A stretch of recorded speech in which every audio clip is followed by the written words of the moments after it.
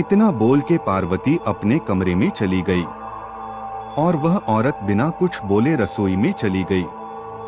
थोड़ी देर बाद रसोई में से बहुत ही अजीब अजीब आवाजें आने लगी। पार्वती उस आवाज को सुनकर सोचने लगी कि ये कैसी आवाज आ रही है। फिर उसने सोचा शायद मौसम खराब है, इसके वजह से आ रही होंगी। लेकिन उस औरत को लेकर उसका मन अभी भी शांत नहीं था। जब पार्वती 20 मिनट बाद दोबारा रसोई में गई तो देखी कि वो औरत अभी चुपचाप बैठी ही थी। पार्वती को ये देखकर बहुत गुस्सा आया और पार्वती चिल्लाकर बोली, अभी तक तुमने खाना बनाना शुरू भी नहीं किया है, जल्दी बनाओ खाना, सबको भूख लगी है।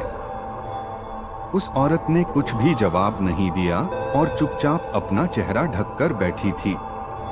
पार्वती ने कितने बार उसका चेहरा देखने की कोशिश की लेकिन देख नहीं पा रही थी। पार्वती ने फिर उससे कहा, चलो अब जल्दी से खाना बना लो, अगर किसी चीज की जरूरत पड़ी तो मुझे बुला लेना। लेकिन फिर भी वो कुछ नहीं बोली। पार्वती को लगा कि शायद ये अनजान लोग से डर रही हैं, इसलिए नहीं बोल रही हैं। पार्वती रसोई से चली गई, लेकिन जब 10 मिनट बाद वह फिर जब वापस आई तो रसोई का दृश्य देखकर डर गई। उसके पैर वही जम गए और उसके गले से आवाज भी नहीं निकल रही थी। उसने देखा कि वह औरत रसोई घर के बीचों बीच में बैठकर दोनों पैर फैलाकर कच्ची मछलियां खा रही है।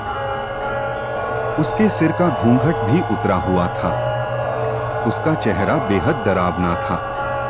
बाल बहुत बड़े बड़े और सफेद थे, नाखून भी बहुत काले थे। वो मछली खाने में इतनी व्यस्त थी कि वो पार्वती को देख ही नहीं रही थी। पार्वती उसे देखकर चिल्लाई नहीं की और ज्यादा अपना खतरनाक रूप ना बना ले। पार्वती ने धीरे से एक थाली उठाई और चूल्हे में जलता हुआ कोयला उठाकर उसके तरफ दौड़कर उस डायन के ऊपर गर्म कोयला फेंक दी। आग की जलन की वजह से वह जोर जोर से चिल्लाने लगी। उसकी आवाज इतनी तेज थी कि उसे सुनकर सारा गांव इकट्ठा हो गया। पार्वती ने उसे आग दिखा दिखाकर अपने घर से बाहर की। वह आग की डर से सीधा जंगल की ओर भाग गई।